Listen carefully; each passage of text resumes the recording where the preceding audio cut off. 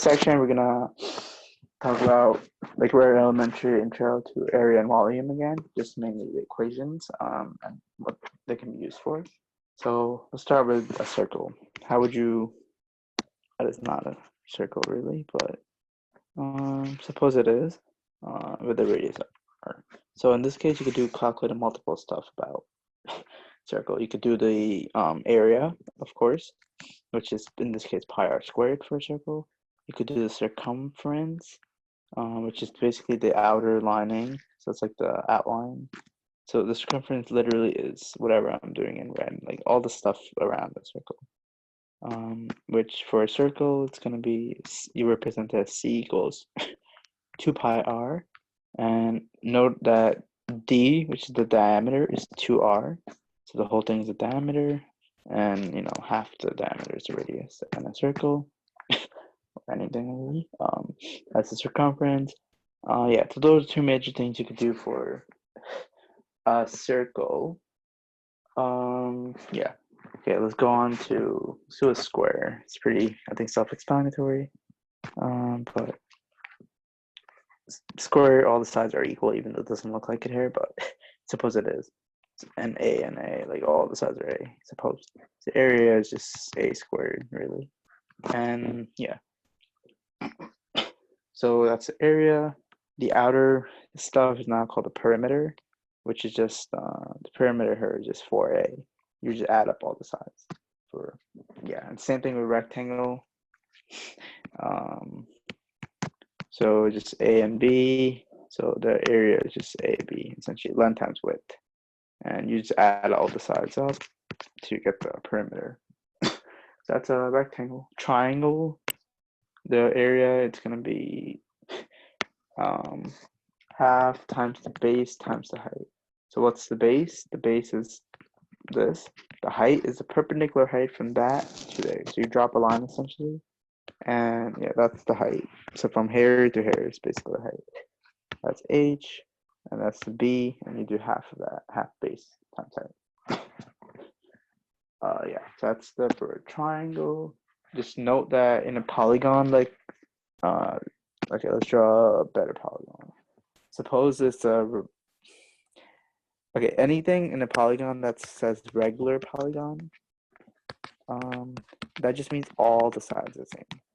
All sides are equal. So if I say regular pentagon, okay, if I say a regular pentagon has a perimeter of 100, what's the length of each side? How would I find that out? Well, okay, so all the sides are the same. You know, all the sides added together are 100, and there's 5 sides.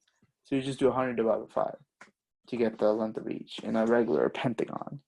So that's 20. So each side is 20, and that's any units really. So yeah, that's with the polygons. That's important. Okay, let's talk about volume. It's the stuff that takes in essentially. So about a cube. It's hard to draw like into the volume, stuff like that, but yeah, it's really bad. But suppose it's a cube and stuff like that. That is not like how it's supposed to look, but it's a cube. And suppose something like this or whatever. So this is cube, so it's like all square sides. And this is also A because everything is A essentially. So volume is just A cubed. In a rectangular prism, so not a square, it would just be length times width times the height, which is this. So in a rectangular prism, it's length times width times height. Yeah, that's very common actually. Okay, let's talk about pyramids. Curious. Just I'm gonna give the equation at least. So for the area, no, with the volume for pyramid, because pyramid is 3D, it's just 1/3 base times the height,